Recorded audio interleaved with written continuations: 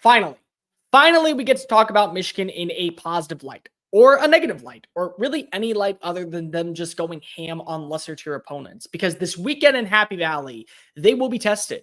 They will face off against a bully, and a bully of a defensive line Penn State has. Can they pull off the win? If you're brand new here, welcome on into the channel. My name is Cole Thompson. I'm a radio show host based in Houston, and I talk college football daily. I talk NFL, MLB, NHL, NBA, but I love talking college football. And if this is the type of content you enjoy, then this is the channel made for you. So hit the subscribe button down below. Leave a comment telling me your thoughts on Michigan and what to take of this game. Tell everybody about this channel, and let's continue to talk college football. By the way, mustache right here. I grow it out every single year as part of Movember. It is to bring awareness to men's suicide, testicular cancer, and prostate cancer. If you would like to be a part of the conversation, the solution, or just find out more information, go visit Movember.com or click the link in my bio down below. Michigan. There's a lot that's going to be made of this game because of the recent success of the Wolverines, but also the fact that we know who they've played, how they've played, and what they've done to secure a victory every single Saturday. That's a given. I think everybody knows that. Michigan has dismantled every opponent that they've taken on this year. They've won by 35 points or more. They've found a rhythm and an identity on offense that really has kicked them into high gear that a lot of people aren't giving enough credit to.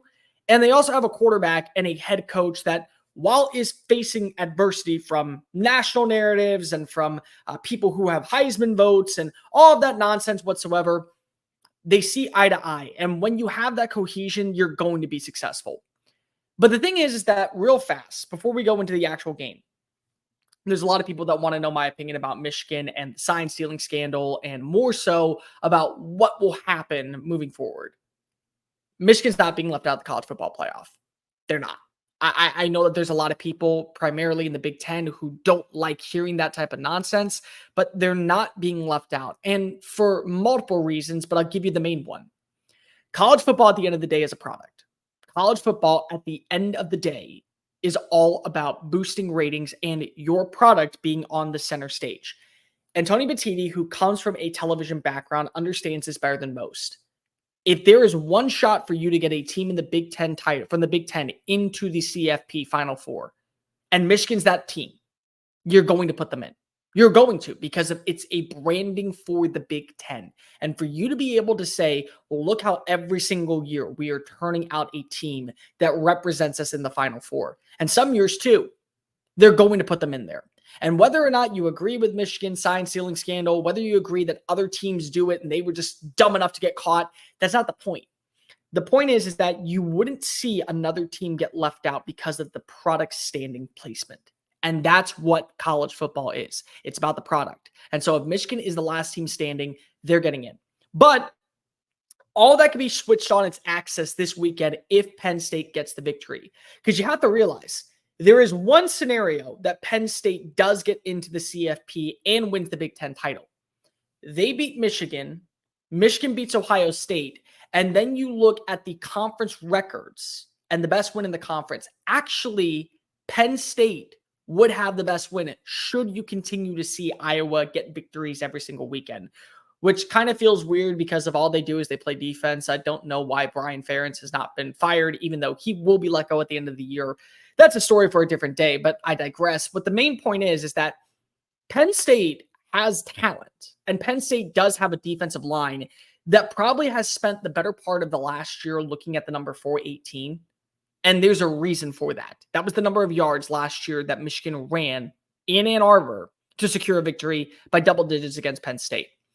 And that number has lingered, has festered, has been a huge proponent of the storyline of Penn State for over a year. And it's been probably part of the reason why Manny Diaz and James Franklin have put such an emphasis on fixing that defensive line.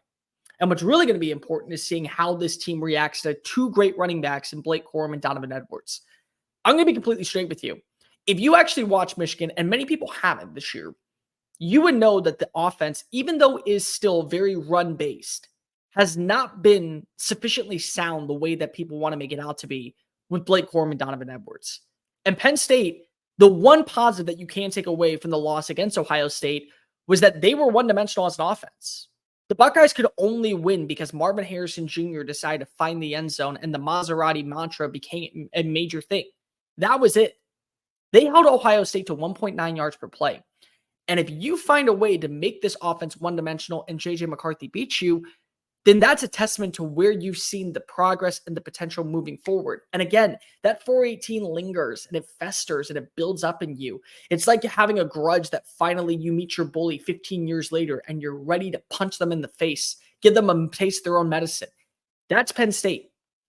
What I will say is that Michigan up to this point, even though they haven't played anybody, you have to give them credit for how they've played. One of the biggest lies that I hate in college football is when people say you are what your schedule says you are. No, it's not. Because not every schedule is built the same. And not every team, when you finalize that schedule, is expecting those same results. When you have games scheduled 3 or 4 years in advance, sometimes you'll see a roster be 8-4 or 9-3. And then the year prior, before you face off against them, they're 3-9. And they're going through a rebuilding process. And that's kind of where Michigan is. But it's how they've won those games. Soundly, convincingly. In fact, you could say that Michigan right now looks like the best team in college football because of the way that they've dismantled and sucked joy out of other programs. And they have. But it's also a testament to what you've seen from this offense, primarily with J.J. McCarthy. McCarthy not only is one of the best pure passers in college football with the completion percentage roughly around 77.5%, he also is averaging over 10.1 yards per throw. He's trusting his receivers, and he has a great rapport with guys like Roman Wilson, Cornelius Johnson, Colston Loveland. They've done their part to build a harmonious consistency that allows them to be effective play after play after play. And if they do that and they take advantage of Penn State's secondary, kind of a way that you saw with Ohio State inside the red zone, they're going to walk away with a massive win. And the main thing that I really want to see from from Michigan this weekend, whether or not they come away with the victory, is how do you carry that mantra that you had last season over to this season? Because yes, we all can agree, Michigan hasn't played anybody, at least of relevancy. And yes, there were some teams that will be bowl eligible, Rutgers being one of them, Nebraska being another probably. They played those teams, but they haven't had the level of competition that you could say a Georgia has, or even the level of competition Ohio State has, who's taken on 2 top 10 opponents. How do you carry that same mantra over? And does the off switch ever actually turn off? Because we could say, yeah, when you played against a Nebraska team or against a Michigan State team that's going through their own coaching problems, we only gave 50%. But what happens if that 50%, now that you need it at 100, isn't at full speed? And it takes a moment to get it going and start building up momentum and for you to finally hit your stride. You can't do that against great teams. And whether or not you care to admit it, Penn State's a great team. They're not an elite team, but then again, no team in college football, in my opinion, is this year. What this is that there are a lot of good teams that just need to hit their stride at the right moment. And this could be Michigan's. And if Michigan carries out the business the way that we've seen them against every other opponent this year, there's no denying that Michigan is deserving of not only a top 3 spot, but maybe the top spot in the college football playoff rankings, because that's what great teams do. And especially if they can win through the air, a way that last year kind of hindered their success. You realize that the steps forward by J.J. McCarthy, not only with trusting his receivers, but also the ability to kind of feel a momentum and a rhythm where receivers are going to land, how they're going to attack the open field. That's a testament to where this team has shown massive improvements from last year. And if they do the exact same thing that they've done against everyone else in Happy Valley, there's a testament to why they're probably the best team in college football. And I really want to see how this schedule pans out. Because from here on out, it's winning you're in. There's no denying it. You get a win over Penn State, nobody's going to discredit you. You get a win over Ohio State, no one's going to discredit you. You put up 35 or 40 plus points against Iowa's defense, just their defense alone, no one's going to discredit you.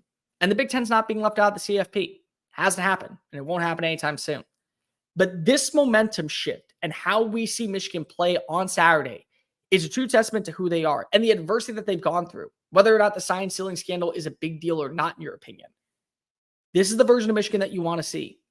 What version do we get when Happy Valley comes rolling in?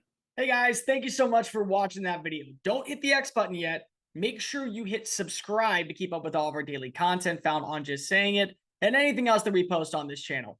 Bye.